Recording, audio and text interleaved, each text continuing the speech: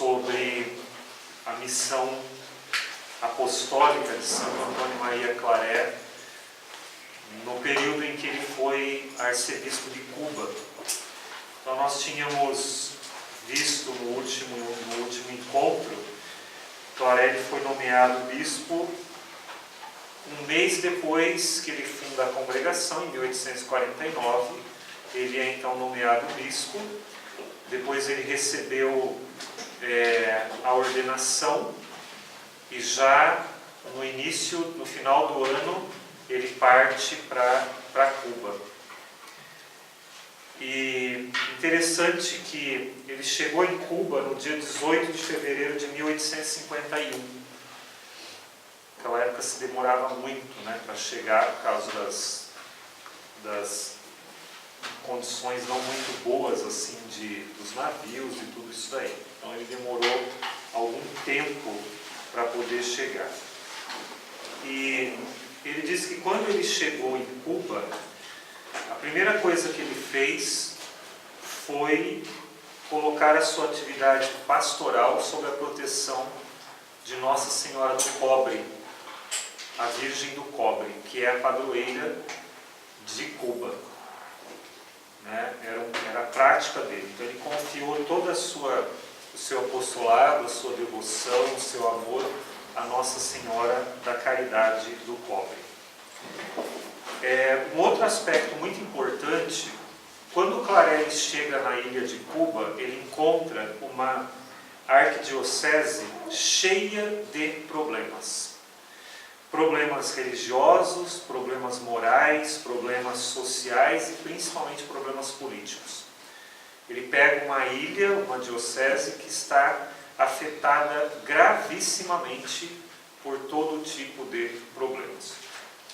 Principalmente o que ele constata e que foi a indignação para ele foi ver o abandono do clero por parte do governo. O governo tinha abandonado completamente a igreja, abandonado completamente o clero, o arcebispado. Então aquilo indignou e fez com que ele promovesse, nos 6 anos que ele ficou na ilha de Cuba, ele promoveu uma incansável reforma do clero, porque como ele encontrou um clero totalmente destruído, então a primeira coisa seria fortalecê-lo. Ele começa toda uma renovação, dando formação para o clero, exercícios espirituais, retomando a vida do clero que estava tão precária naquela época. Depois ele reconstruiu o seminário. Fazia 30 anos que nenhum seminarista ingressava no seminário. Quando ele chegou lá, 30 anos. Isso nos leva a crer que as vocações que haviam na ilha de Cuba naquela época era de fora, né? Eram missionários que vinham de fora. Assim como na delegação vieram com ele muitos padres e muitas religiosas, né? Várias congregações ali para a ilha de Cuba. Outra coisa que ele fez foi a criação de novas paróquias. Então ele foi criando novas paróquias, fundou as chamadas caixas sociais ou caixas econômicas, que era para a ajuda dos pobres. Tá? Depois promoveu missões em toda a arquidiocese, que era uma vasta arquidiocese, né? Só tinha uma. Cuba era uma única diocese. Então, depois um outro dado, ele disse que visitou a diocese nesses 6 anos 4 vezes a diocese inteira, a pé ou a cavalo. Então ele era um homem que não ficava parado, né? Ele era itinerante. Diz ele que quando ele chegou na ilha, ele administrou o sacramento da confirmação a 300 mil cubanos. Imagina, 300 mil cubanos. Que correspondia a 1/3 da população da ilha. Então imagine o descaso religioso, espiritual que essas pessoas também viviam naquela época. 300 mil cubanos que ele, assim, já no primeiro período ele conseguiu fazer a confirmação. Um outro aspecto muito importante que ele coloca aqui, que todo o trabalho que ele realizou lá na ilha de Cuba foi um trabalho feito com muito amor e com a prática da justiça. Porque em Cuba havia muito essa questão da classe social e da discriminação. Sobretudo as questões aí envolvendo os negros, os brancos, né? A posição social, a questão racial era muito forte. Então havia muita escravidão em Cuba. Escravidão mesmo, né? Como nós conhecemos. E até tem um episódio muito bonito, né? Que um dia ele chama um dono desse de fazenda que tinham escravos e ele foi falar sobre a igualdade de cada um. E numa dessas conversas, né, ele pega um papel preto, um papel branco, queima e mistura cinzas e pede pro dono da fazenda ver, né, qual que era o branco, qual que era o negro. Para mostrar que nós somos iguais, né? Não tem não pode haver essa discriminação e não pode haver essa escravidão. Então Claret era um homem assim que tinha uma visão muito bonita para o tempo dele. E foi por causa dessa visão moderna para a época, né, que ele começou também a sofrer uma série de problemas. Depois ele fundou em todas as paróquias instituições religiosas e sociais que trabalhavam com crianças e com maiores de idade, ou seja, instituições em prol dos carentes, criou escolas técnicas e agrícolas, estabeleceu e propagou as caixas econômicas em toda a Cuba, fundou asilos, visitou várias vezes os povoados, né, da diocese, como eu já havia dito. E o mais importante é que o Claret não fez isso sozinho. Ele formou uma equipe missionária para trabalhar com ele. Uma equipe de padres e depois ele fundou, junto com a Madre Antônia Paris, as religiosas de Maria Imaculada, que são as missionárias claretianas. Então, dentro da nossa família, o Claret, antes de vir para Cuba, ele funda nós, os claretianos, o ramo masculino, funda a Filiação Cordemariana, que são mulheres consagradas, mas que viviam nas famílias, não podiam viver em um instituto, porque na época não se podia criar congregações e institutos religiosos. Então essas mulheres se consagravam e moravam com a família, trabalhavam, mas eram religiosas.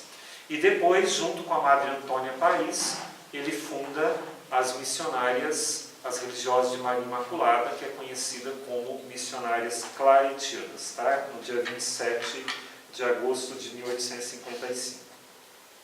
Bom, são muitos os aspectos, as coisas que aconteceram na ilha de Cuba. Se vocês pegarem a autobiografia, sobretudo nessa parte que fala do apostolado dele, vocês verão que a quantidade de coisas que o Claret fez em benefício do povo.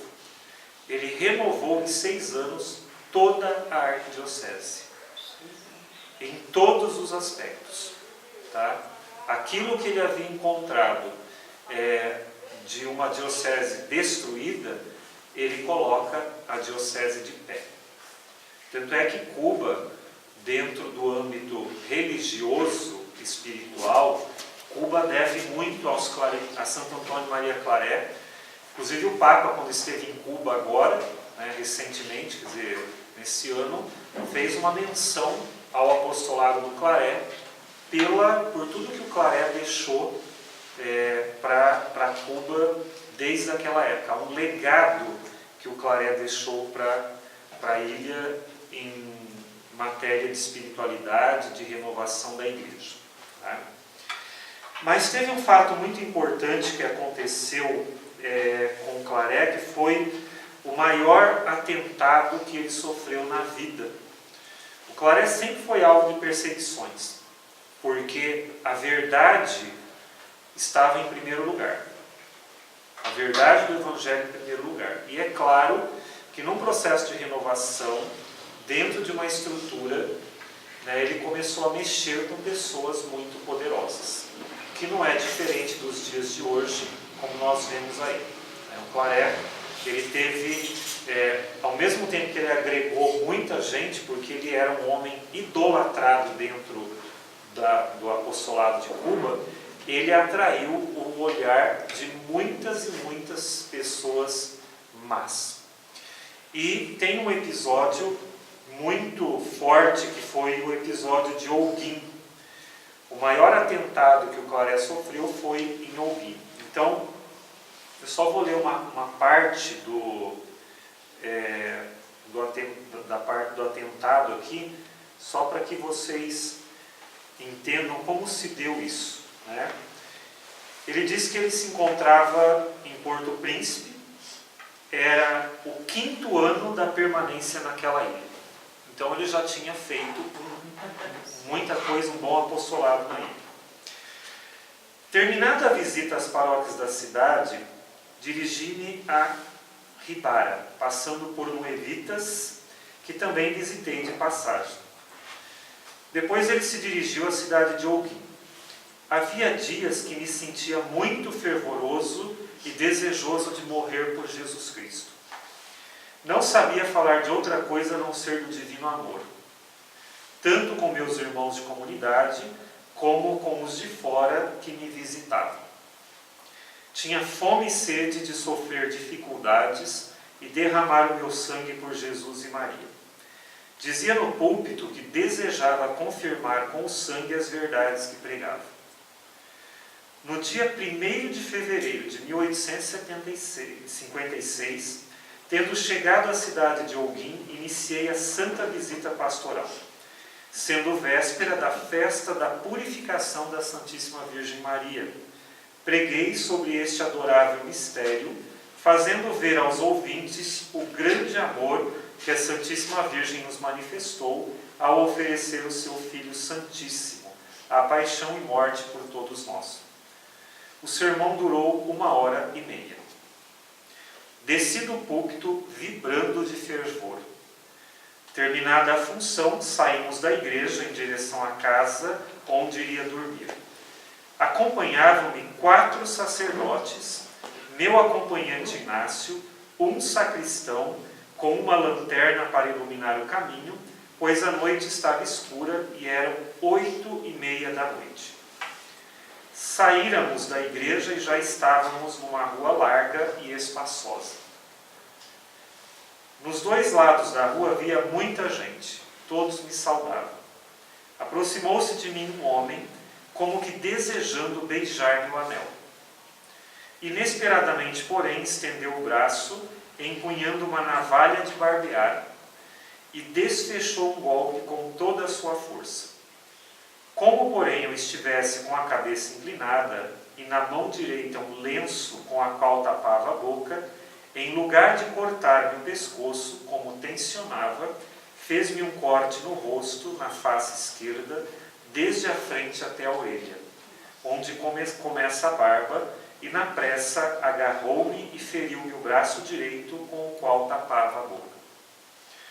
Por onde passou a navalha, a carne abriu-se até fender o osso dos maxilares superior e inferior.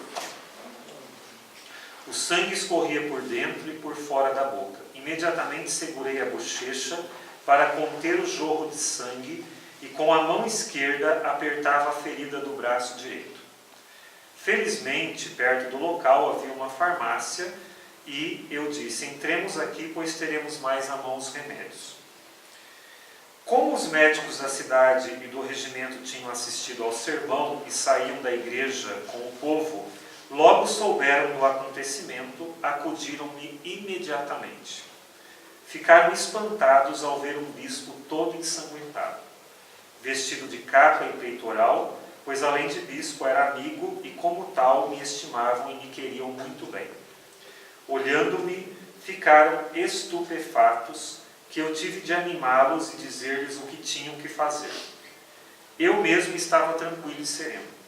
Os médicos disseram que o sangue saído pelos cortes equivaleria a 4,5 libras.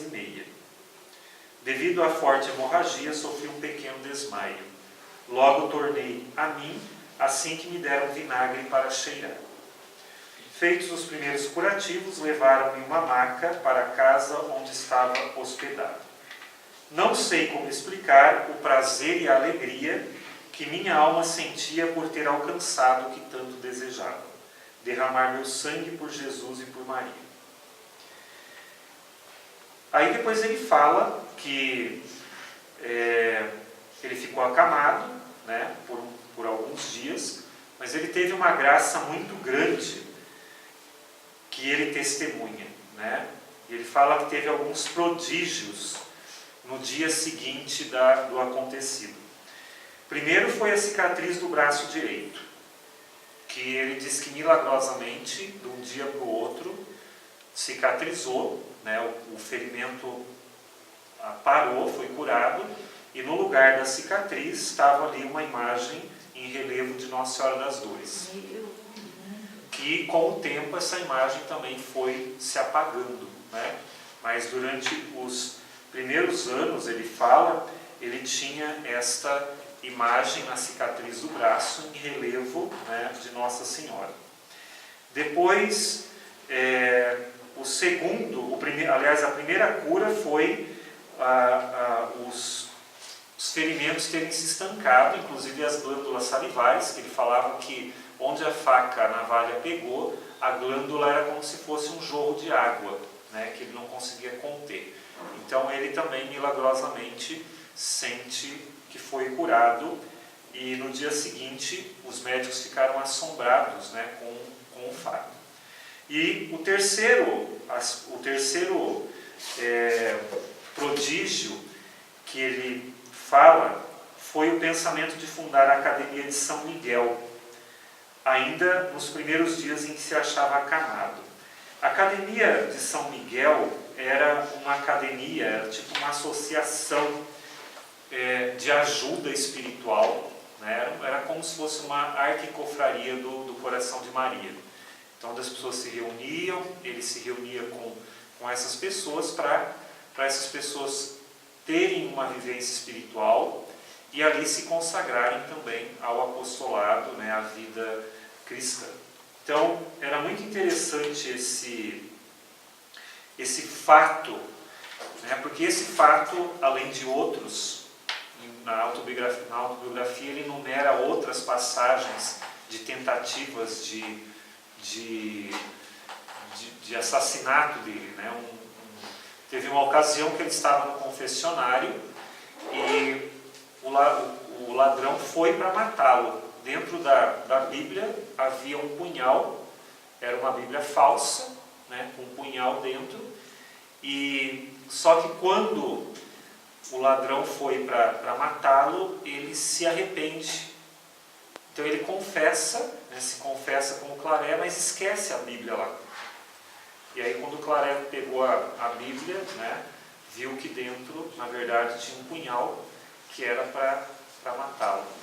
E teve outros episódios também em que ele foi assaltado durante o caminho, e no assalto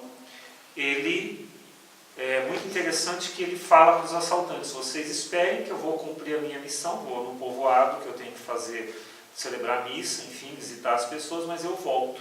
E ele voltou. E há uma conversão também dos ladrões naquele momento, né? Então, o Claré tem assim, vários episódios em que ele vive intensamente esse desafio de dar a vida por Cristo, né? Então isso é um aspecto muito importante. Depois do atentado contra a vida, o que aconteceu? Ele foi chamado para Madrid. No 6º ano do ministério dele, a rainha chama ele para Madrid, onde ela quer que ele seja o confessor e que ele more no palácio, lá no Escorial. Então foi o período em que o Claret, com muita tristeza, né, com muita dor, porque era o auge dele também na missão, é o momento que ele volta então para Madrid, e ali ele diz depois, que é o outro episódio que nós vamos ver, né, o outro momento da vida dele, que foi o martírio da vida dele. Ter morado na corte, né, porque na corte ele se sentia preso, mas ele não deixou em momento algum na corte de evangelizar, de fazer o trabalho dele. Assim como o Claret nunca perdeu a oportunidade, em nenhum momento, de evangelizar. Mesmo durante o período de ida de Barcelona até Cuba, ele evangelizou os tripulantes do navio, as pessoas que estavam no navio, né? Ele fez todo um trabalho missionário ali. Então ele nunca perdeu a oportunidade de falar de Deus, de anunciar a palavra de Deus. Então no próximo encontro nós vamos ver um pouco o apostolado em Madrid e como que se deu a vida do Claret ali na corte com a rainha, até o momento em que ele foi desterrado, né, junto com ela, que ele vai para a França, morre na França, né, devido à perseguição que houve naquela época.